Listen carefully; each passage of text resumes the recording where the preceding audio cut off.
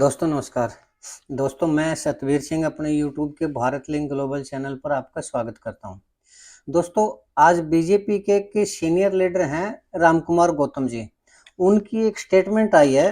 उन्होंने मीडिया में कहा है कि बीजेपी के राज में जो एमएलए और एमपी है ना उनकी कोई इज्जत नहीं है और न तो उनके काम हो रहे हैं, और जब काम नहीं हो रहे हैं तो अगर हम फील्ड में जाते हैं तो फील्ड में भी घूम फिर के आ जाते हैं, हमें कोई भी नहीं पूछता। यानी मान सम्मान बीजेपी के जो विधायक हैं उनका नहीं है। और इसकी वजह ये है कि बीजेपी काम नहीं कर रही, विधायकों के विकास कार्य नहीं करवा रही, उनकी कोई पूछ नहीं हो रही, और वो जहाँ काम की कह रहे हैं तो उनको अवॉइड कर दिया जाता है, नेगलेक्ट कर दिया जाता है, ये उनका कहना है। तो दोस्तों उनके इस बयान की हम थोड़ा सा विवेचना करें, इससे पहले मैं बताना चाहूंगा कि राम कुमार गौतम जी हैं कौन। सबसे पहली बात तो यह है कि राम कुमार गौतम जी की जो उम्र है वो 80 साल की हो चुकी है, और इस टाइम वो बीजेपी के सफेदों से विधायक हैं। लेकिन 2005 में वो पहली बार विधायक बने थे नारनौल से, जो कैप्टन अभिमन्यु जी को उन्होंने हराया था, और उनको हराने के बाद वो विधायक चुने गए थे। लेकिन 2019 में जब बीजेपी से उनको टिकट नहीं मिली तो उन्होंने जजपा ज्वाइन कर ली, और जजपा से वो विधायक बने 2019 में नारनौल से ही। लेकिन जब जो उनको ये दिखाई दिया कि अब आगे जजपा का जो कोई कैरियर नहीं है तो उन्होंने तुरंत बीजेपी ज्वाइन कर ली, और बीजेपी से उनको सफेदों से टिकट मिल गया, और टिकट मिलने के बाद वो जीत भी गए, तो इस टाइम वो सफेदों से विधायक हैं। तो दोस्तों ये जो बयान उन्होंने दिया है ये बात ठीक है, लेकिन इस तरह के जो बयान है वो पहली बार नहीं दिए हैं उन्होंने।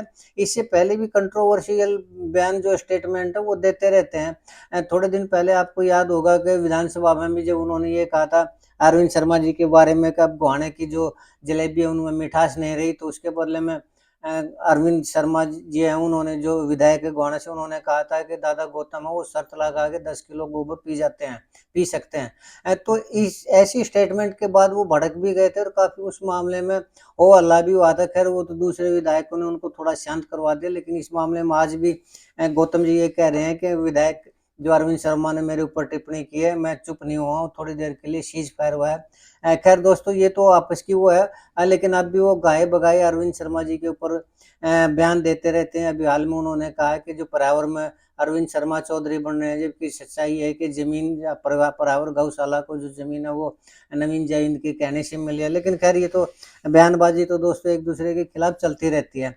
लेकिन जो उन्होंने स्टेटमेंट दिया है कि अब विधायकों की जो इज्जत है वो नहीं रह रही, तो दोस्तों इस मामले में कुछ सच्चाई तो नजर आती है। क्यों? क्योंकि आज से नहीं, काफी टाइम पहले से, जब से मतलब आप ये लगा लीजिए 2014 से लगा लीजिए, जब से बीजेपी की सरकार आई है तब से बीजेपी की सरकार के अंदर बीजेपी ने, पहले खट्टर साहब थे तो उन्होंने अधिकारियों को ज्यादा इंपॉर्टेंस दी बजाय कि एमएलए एमपी को।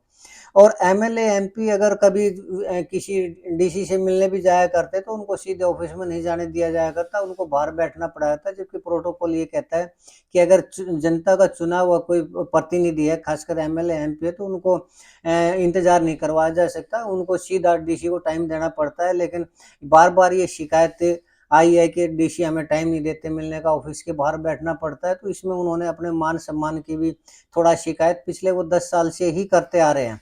अब लेकिन दोस्तों जो रामकुमार गौतम जी का जो स्टेटमेंट है उसमें थोड़ा सा ये लगता है कि हमारे जो हिंदू कम्युनिटी है ना उसमें जब आदमी बुजुर्ग हो जाता है ना तो पता नहीं क्यों उनकी याददाश्त बच्चे जैसी हो जाती है, उनका दिमाग बच्चे जैसा हो जाता है, या बोलने से उससे पहले वो समझ के नहीं बोलते कि क्या इसका प्रभाव होगा क्या नहीं होगा, और जो कुछ भी उन्होंने बोलना होता है वो बोल देते हैं वो।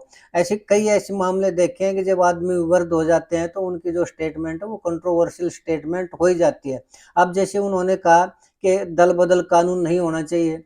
अगर दल बदल कानून नहीं होगा तो जैसे उन्होंने इसको आगे स्पष्टीकरण दिया कि अगर दल बदल कानून नहीं होता तो किसी भी पार्टी में जा सकते हैं, अपनी वो उससे विधायक की जो इज्जत है वो बढ़ जाएगी। अगर सरकार उसके काम नहीं करवाएगी तो उस कानून, तो उस विधायक को छोड़ कर न उस सॉरी विधायक उसको पार्टी को छोड़ कर वो दूसरी पार्टी में जा सकते हैं, और उससे उनकी इम्पोर्टेंस बढ़ जाएगी, और सरकार है जो तुरंत गिर जाएगी, और दूसरी पार्टी में की सरकार बनवा के वो काम कर सकते हैं।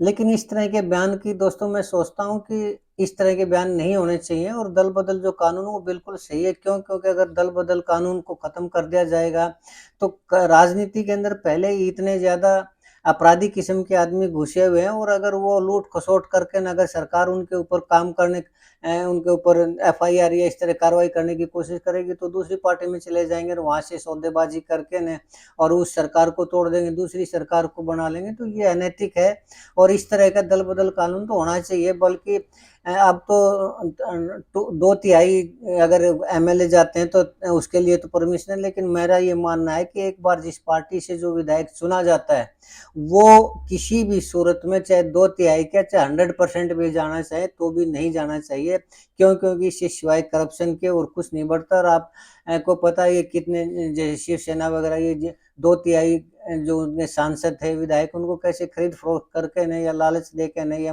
पद का लालच देके न सरकार की सरकारें तोड़ी जाती हैं। जबकि जनता जो चुनती है वो दूसरी सरकार को चुनती है, और जो विपक्ष है वो या फिर बड़े लीडर हैं वो उनको दूसरी पार्टी बना लेते हैं, उनको तोड़ के अपनी पार्टी में मिला लेते हैं। ये एक तरह से लोकतंत्र का मजाक है। अब रही बात दोस्तों काम की कि रामकुमार गौतम जी ने ये कहा है कि काम नहीं होते, तो मेरा ये मानना है दोस्तों, काम तो मुझे ऐसा लगता है नायब सैनी जी के भी नहीं होते, भले ही वो मुख्यमंत्री हों।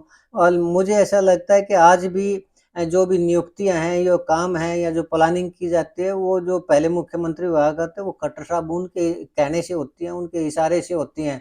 अब अगर और कुछ नहीं तो अभी तुरंत की भी हम वो करेंगे, तो रोहतक में एक लक्ष्मी चंद सुपौल यूनिवर्सिटी है, उनके जो कुलपति हैं, वाइस चांसलर जो बने हैं डॉक्टर अमित आर्य हैं, वो खट्टर साहब के पॉलिटिकल एडवाइजर हुआ करते हैं, और उनकी नियुक्ति करवाई भी खट्टर साहब ने। तो जब नायब सैनी जी कोई नियुक्ति नहीं कर सकते, कोई प्लानिंग नहीं कर सकते, तो जब मुख्यमंत्री का ये हाल है, तो एक विधायक जो 80 साल का विधायक हो चुका है और जिसका राजनीति का सफर है वो अंतिम पड़ाव में, वो कैसे उम्मीद करते हैं कि उनके काम हो जाएंगे, या फिर वो उनका मान सम्मान नहीं। मान सम्मान भी तो आदमी के काम के ऊपर, उसके चरित्र के ऊपर या उसकी पावर के ऊपर डिपेंड करता है। अगर उनके अंदर पावर है, अब अनिल विज जी हैं, अनिल विज जी कौन सा मुख्यमंत्री है, लेकिन उनके जो काम मुख्यमंत्री भी नहीं रोक सकते। क्यों? क्योंकि वो पब्लिक के बीच में रहते हैं, पॉपुलर है। जबकि रामकुमार गौतम जी हैं, वो तीसरी बार विधायक बने और वो भी कभी इस पार्टी में गए, कभी उस पार्टी में। तो ऐसे विधायकों का न तो पार्टी सम्मान करती है, न जनता सम्मान करती है। तो इस तरह के जो मामले होते हैं, खुद विधायकों को भी सोचना चाहिए कि उनका अपना सफर कैसा है। जो विधायक ये कह रहे हैं कि दल बदल कानून नहीं होना चाहिए, उनका सम्मान कैसे किया जा सकता है? कैसे सरकार उनके काम करे, कैसे उनको मंत्री बनाएगी? अगर इन्हीं राम कुमार गौतम जी को मंत्री बना दिया जाता तो इनको शिकायत भी नहीं होती, और ये भी सरकार का गुणगान करते। जब इनको सरकार ने ये देखा कि मंत्री बनने के लायक नहीं, इनसे ज्यादा और दूसरे नेता जिनको मंत्री बनाया जा सकता है, तो इनको मंत्री पद नहीं दिया। मंत्री पद नहीं दिया इनको, तो आज ये रोना रोने लग रहे हैं कि बीजेपी की सरकार में विधायकों की इज्जत नहीं है, सांसदों की इज्जत नहीं है। तो मुझे लगता है कि कोई भी नेता हो, किसी भी पार्टी का नेता हो, उसको अपनी पार्टी लाइन से खिलाफ नहीं बोलना चाहिए। और आज जिस तरह से वो कभी जसी पेटवाड की तारीफ करने लग रहे हैं, कभी भूपेंद्र हुड्डा की तारीफ कर रहे हैं, तो बीजेपी में रहकर उन्होंने अपने इरादे दिखा दिए हैं कि आने वाले टाइम में वो बीजेपी को भी छोड़ सकते हैं। जब उन्होंने खुद ही अपने विचारों से ये दिखा दिया है कि वो बीजेपी को छोड़ सकते हैं, तो बीजेपी क्यों काम करेगी, उनके कैसे काम करेगी? तो ये तो रामकुमार गौतम जी जैसे लोगों को खुद अपने अंदर झांक कर देख लेना चाहिए कि वो जो कार्य कर रहे हैं, उनकी जो कार्यशैली है, वो पार्टी के खिलाफ है या पार्टी लाइन पर डिपेंड करती है।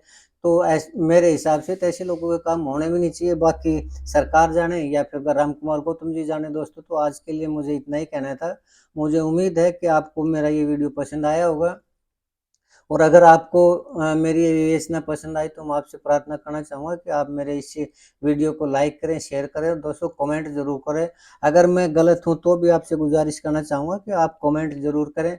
और इसके साथ ही एक बार चलते-चलते भी आपसे निवेदन करना चाहूँगा कि आप मेरे इस चैनल को सब्सक्राइब ज़रूर करें, ताकि मेरा हौसला बढ़ता रहे और इसी तरह मैं आपके सामने विवेचना करता रहूँ। आपने मेरा वीडियो देखकर टाइम लगाया, इसके लिए आपका बहुत-बहुत शुक्रिया।